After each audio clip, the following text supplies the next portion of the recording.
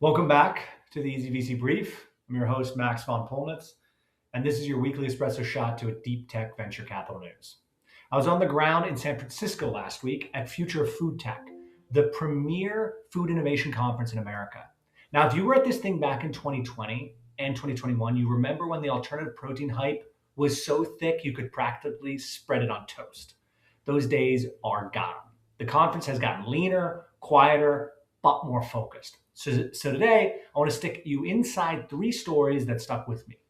Story number one: Mycroma wins the Global Food Tech Award, and honestly, it was well deserved. If you've ever looked at the back of a candy wrapper and wondered why red dye number 3 is in your kids' gummies, congratulations, same here. The FDA has been phasing out synthetic dyes, states are piling on with their own bans, and the big CPGs continue to scramble.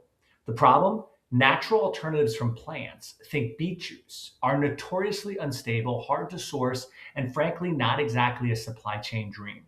Enter Mycroma. This biotech company uses precision fermentation and synthetic biology to produce natural colorants from filamentous fungi. Their flagship product, Red Plus, is pH and heat stable in a way that plant based dyes struggle with, meaning it actually survives cooking, acidic beverages, and the kind of industrial abuse that food manufacturing puts ingredients through. The company uses CRISPR to engineer proprietary non-GMO fungal strains that secrete pigments directly into the fermentation media, allowing them to build out a full color spectrum: red, orange, yellow, blue, etc., all from fungal biofactories. Mycroma took home the Global Food Tech Award, beating out 187 other applicants. They also took home the $250,000 investment prize. And to scale production commercially, they've partnered with CJ Foods out of South Korea, one of the largest fermentation operators in the world. Smart move. CapEx in this space runs north of $200 million for a plant, and nobody's raising that in this market. Story 2: BioBlends, solving bread's dirty little secret. Here's a question: when's the last time you bought a loaf of bread and looked at the preservatives on the label? Calcium propionate, potassium sorbate, proponic acid, all super effective, all things that health conscious consumers are increasingly refusing to buy.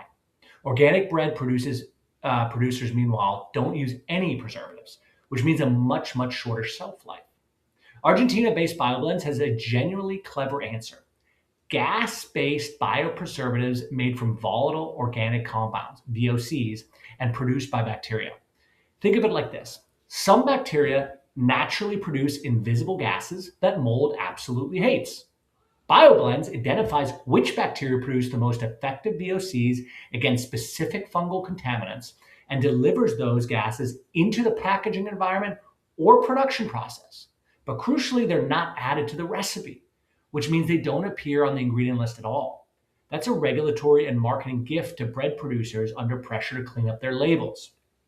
Early pilots with an industrial bakery have shown up to 55 days of mold suppression in lab conditions, with no capex required to integrate the system. Cool. The firm is backed by Big Idea Ventures and is using bioinformatics to accelerate its compound discovery pipeline. Clean label, zero residue, and straight out of Buenos Aires, Argentina. Argentina continues to quietly punch above its weight, especially in food biotech. Story 3: our portfolio company, Myco Technology, finally gets Zucora approved. Full disclosure, Myco is a portfolio company of ours at Ajinomoto Group Ventures, but it's still big news. Zucora is Myco Technology's honey truffle sweet protein, isolated from a fungus consumed for thousands of years that produces one of the most intensely sweet tastes in nature.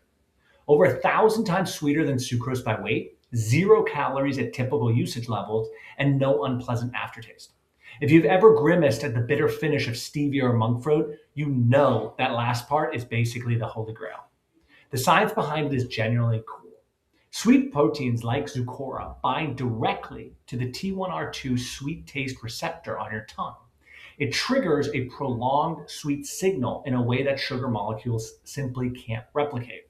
Then your GI tract just breaks it down into ordinary amino acids. It doesn't linger, it just works. Myco Technology produces Zucora via fermentation, kind of the theme today, isolating the gene responsible for the sweetness from the honey truffle and expressing it at commercial scale. With 65% of consumers now actively looking to reduce sugar and MAHA-driven pressure on big food accelerating reformulation, Zucora is landing at exactly the right time. This one's been a long time coming, and it's exciting to finally see it in market, especially as a shareholder. That's your brief for this week. We basically talked nonstop about the power of fermentation, specifically precision fermentation, and what it can achieve in the food supply chain. And as an investor in the space, I'm keeping my eyes on the next breakthrough. We'll see you next Thursday. As always, keep building.